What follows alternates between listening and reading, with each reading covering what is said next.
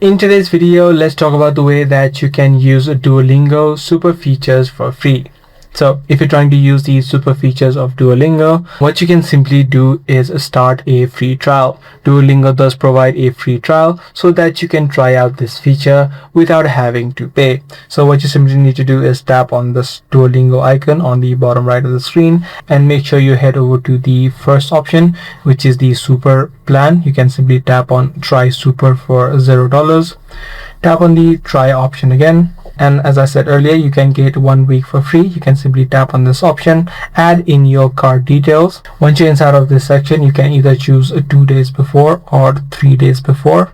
That it will remind you that your trial is going to end, so you can simply select one of these options, tap on start my free week, and then you'll need to add in your card.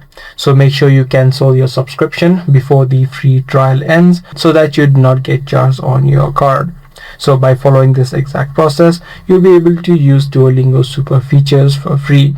If this guide video was helpful to you, be sure to subscribe. That's going to be all for this one. I'm going to see you in the next video.